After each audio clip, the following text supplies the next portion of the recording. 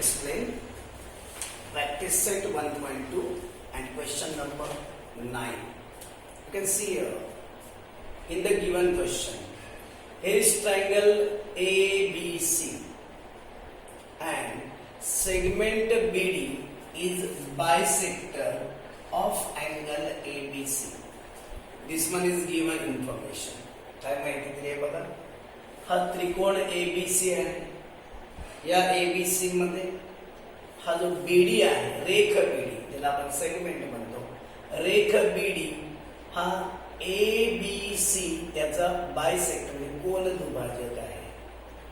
We have already learned angle bisector property.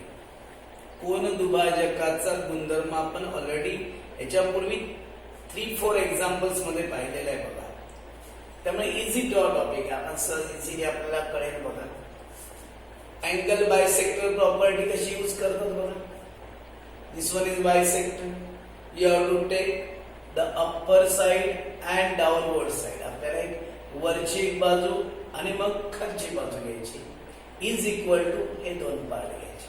म्हणजे काय बघा, अँगल बायसेक्टर प्रॉपर्टी वापरले तर AB upon BC is equal to AD upon BC. You can see here in the diagram, length AB, BC, AD and DC are given and you have to find out only value of x. See here, AB x, BC x plus 5, AD x minus 2, DC x plus 2. There is equal to between the two ratios. That's why we can make the cross multiply. Cross multiply बघा, याने याला multiply करायचं, याने याला multiply करायचं बघा. x ला x plus 2 ने मल्टिप्लाय केलं इज इक्वल टू या दोन ब्रॅकेटचा मल्टिप्लाय करायचं.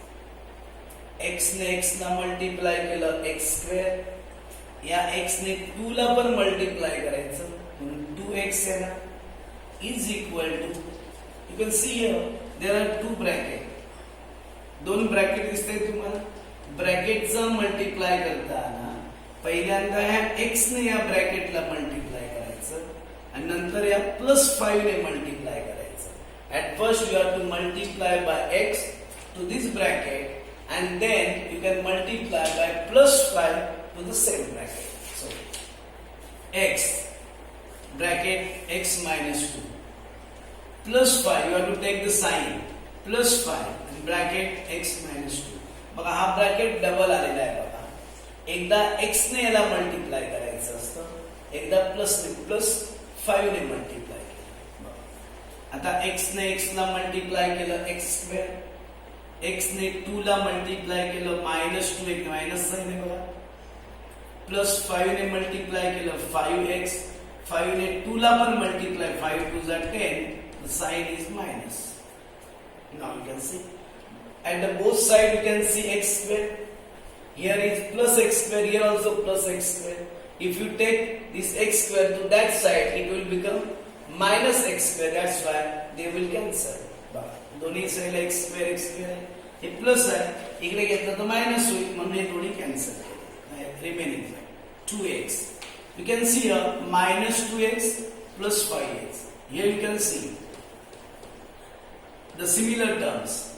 या दोघां याला साइन मायनस आहे, याला प्लस आहे, एकाला मायनस साइन आहे, एकाला प्लस साइन आहे.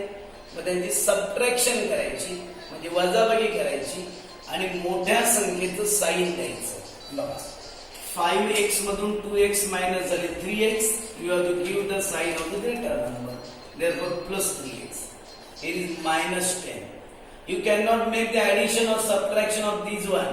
These are not similar terms. बघा या दोघांची ऍडिशन सबट्रॅक्शन होणार नाहीये की इथे x आहे, इथे x आहे का नाहीये. Those are not similar terms.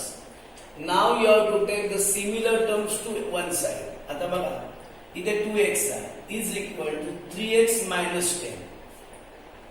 आपण काय करूया, -10 आहे ना, -10 ला इकडे घेऊ, इज इक्वल टू च्या या साइडला घेऊया. साइड चेंज केली, -10 इकडे आलं तर +10 होईल.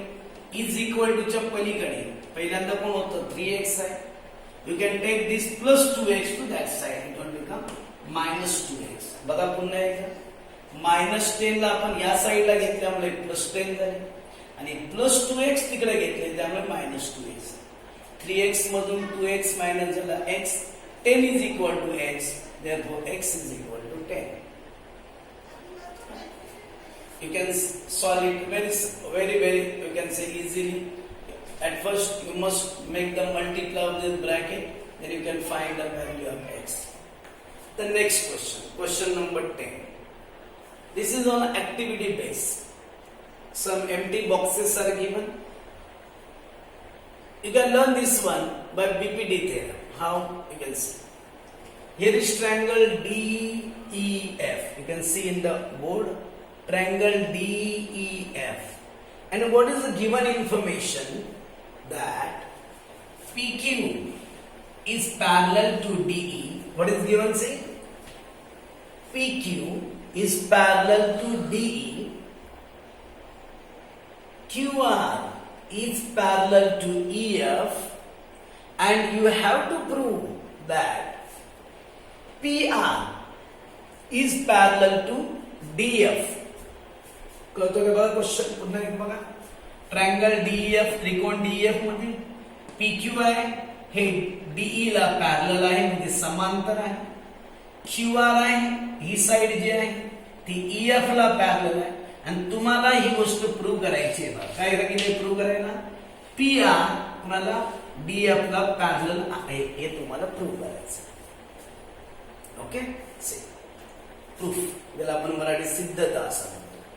आपण हा ट्रायंगल घेऊया. ट्रायंगल डी इथे मध्ये x दिले बघा DXE. लक्षात येते का बघा ट्रायंगल तुमच्या DXE हा ट्रायंगल होतो बाजूला काढू आपण एवढाच. इथे बघा इथे D आहे इथे x आहे इथे E आहे मध्ये P आहे इथे Q आहे. बघा हाच ट्रायंगल मी बाजूला काढला. इन ट्रायंगल XDE दिसतो तुम्हाला ट्रायंगल इथे बघू XDE. मला सांगा या ट्रायंगल मध्ये कोणती साइड पॅरलल सांगितलेली बघा PQ is parallel to DE. काय दिले आपल्याला PQ is parallel to DE. बघा PQ is parallel to DE. This one is given. ज्याला मराठीत आपण म्हणतो पक्ष दिलेली माहिती आहे पण त्याला given म्हणतो. मग आपण इथे BPD थेरम यूज करू शकतो. कारण BPD थेरम केव्हा यूज करतात when in the given triangle one segment is parallel to one side of a triangle. त्रिकोणाच्या एका बाजूला एक रेख किंवा रेषा समांतर असली पाहिजे. मग बीपीडी थेरम काय वापरता येतो बघा इकडे बघितलं XP upon PD. बघा XP upon PD is equal to काय XQ upon QE. बघा लक्षात येतंय बघा इथे पण बघा XP upon PD is right.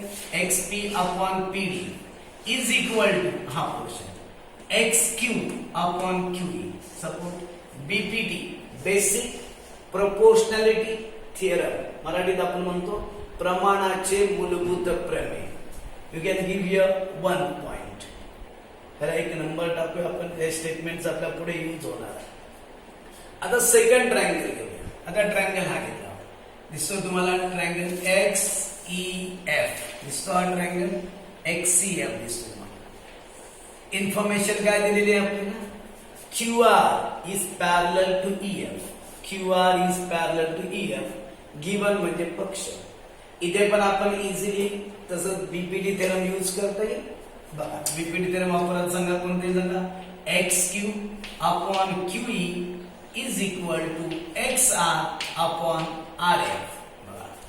याला ही पॅरलल लाईन आहे ना मग ही ratios XQ upon QE is equal to XR upon RF. हे रेशो इक्वल आहे. याला आपण बीपीडी थेरम सेकंड प्रमाणाचे मूलभूत प्रमेय. Now we can see in the first and second point you can see here is XQ upon QE. Here also XQ upon QE. You can see बघा लक्षात येते तुमच्या यांची व्हॅल्यू आणि XQ upon QE ची व्हॅल्यू सेम आहे. इथे पण बघा XQ upon QE आले XR upon RF. बघा इथे ह्या दोन्ही व्हॅल्यू सेम आहेत की नाही म्हणजे याचाच मिनिंग होतो ह्या दोन व्हॅल्यू पण सेम येणार आहे. कोणकोणत्या व्हॅल्यू सांगा? XP upon PD is equal to XR upon RF. लक्षात येते का तुमच्या? इथे बघा दोन्ही साईडला तुम्ही फर्स्ट आणि सेकंड मध्ये बघा, इथे बघा राईट साईडला जो पोर्शन आहे तोच इथे लेफ्ट साईडला आहे. म्हणजे याची व्हॅल्यू आणि याची व्हॅल्यू सेम आहे, याची व्हॅल्यू आणि याची व्हॅल्यू सेम आहे. हे दोन्ही सेमच आहेत बघा, आणि त्यामुळे हे दोन पण सेम आहे. सपोर्ट द्यायचा फ्रॉम 1 and 2, मराठीमध्ये 1 व 2 वर. बघा पोर्शन कोणता आला बघा, XP अपॉन PD. तुम्हाला डायग्राम मध्ये दिसतं का बघा, तुम्ही बघू शकता.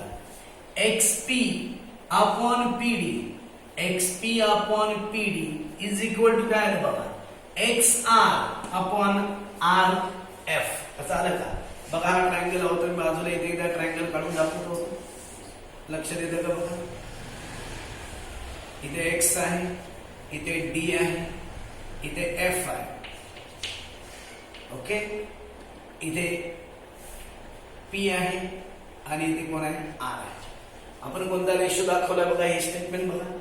XP upon PD, XP upon PD is equal to XR upon RF.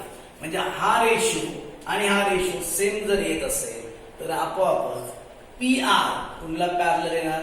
DF ला पॅरलल. याला म्हणतात कन्व्हर्स ऑफ DPT थेरम, प्रमाणाच्या मूलभूत प्रमेयाचा व्यत्यास. तुम्हाला त्या हिशोबाने सांगितलं होतं बघा, जेव्हा आपल्याला पॅरलल आहे असं जेव्हा प्रूव्ह करायचं असतं तेव्हा कन्व्हर्स ऑफ DPT येतं. जेव्हा समांतर आहे असं आपल्याला सिद्ध करायचं असतं तेव्हा प्रमाणाचे मूलभूत प्रमेयाचा व्यत्यास वापरावा लागतो. आणि पॅरलल इथे बघा, इथे पॅरलल आहे असं दिलं होतं म्हणून आपण DPT थेरम वापरला. लक्षात येतं का बघा, इथे पॅरलल आहे हे ऑलरेडी दिलंय म्हणून DPT थेरम. इथे पॅरलल आहे आपण काय केलं? प्रूव्ह केलं म्हणून कन्व्हर्स ऑफ DPT. ओके.